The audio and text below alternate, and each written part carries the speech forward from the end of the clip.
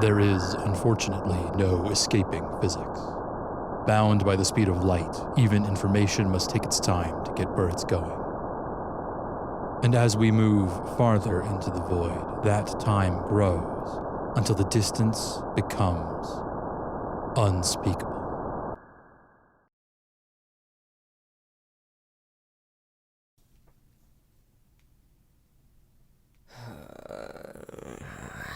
AZARIAH, below the sky, mobile engine pilot first class, flight ID 26691, calls...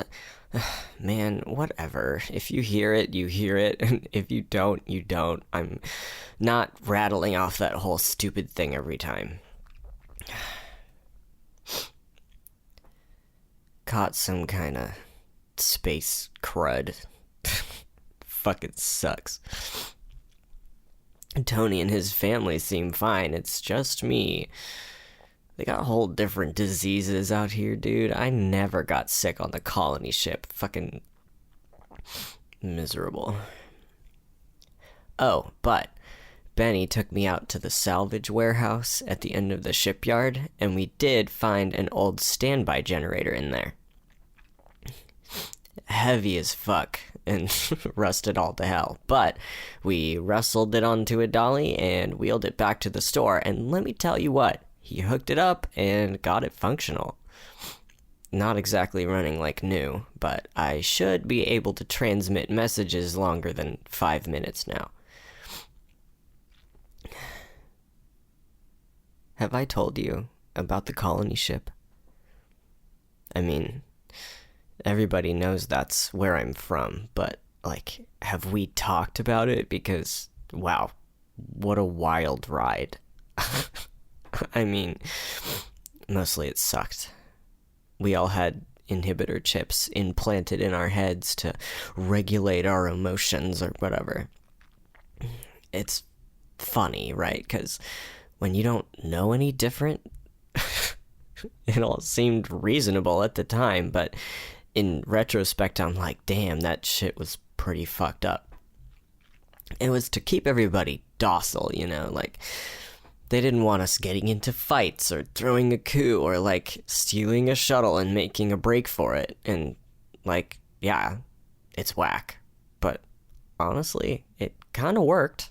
I mean, my chip got deactivated when Command selected me for the pilot program, so I was picking fights up and down and left and right. But, overall, pretty airtight system. Anyways, they shut off my chip and put me in a mobile engine when I was 14. Oh, I guess I should explain. The mobile engines on the Agnes Day were like a whole different deal than the kind we have at the Academy. Wild experimental AI tech. Super advanced. It was like a whole huge issue if they went rogue. Those things ran on human emotion. That's why they shut our chips off. Piloting was less about twiddling joysticks and more about, oh, I don't know, feeling it. Does that make sense? Like, letting your brain fall into phase with the engine.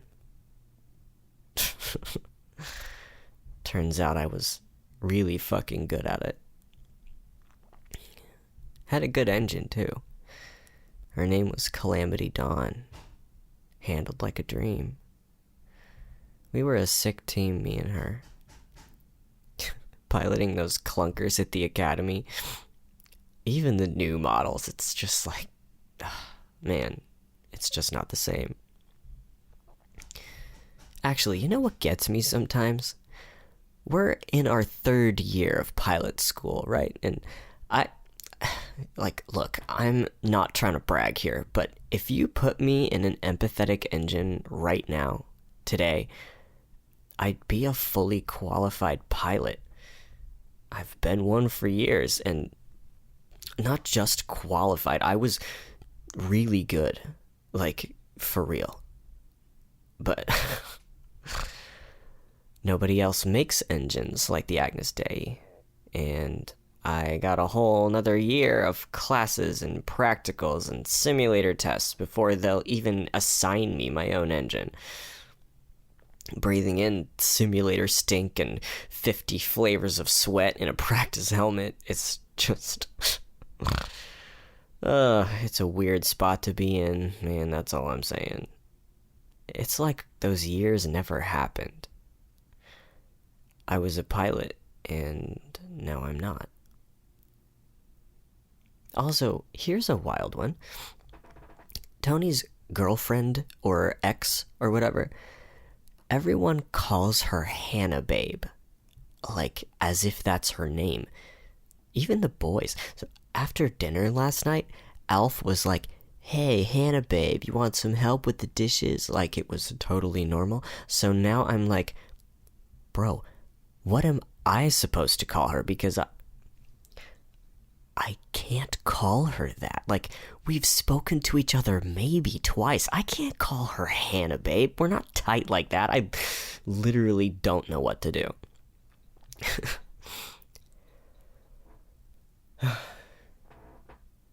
You're back at the academy now, I bet.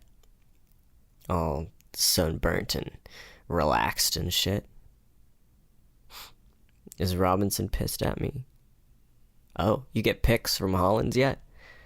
I'd tell you to send them, but audio's kind of dicey as it is. Or who am I kidding? You're probably not even getting these. Well, I'm gonna go sleep this shit off.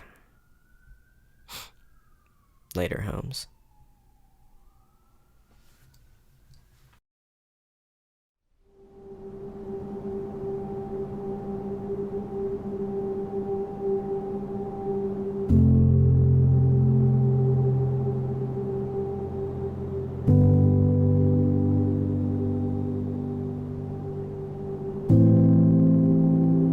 Unspeakable Distance is an actual play podcast of Communication Delay by Audio Quinn. A link to the game's itch.io page and credits for our players are available in the show notes linked to this episode. This podcast has been a production of the Library of Cursed Knowledge Podcast Network.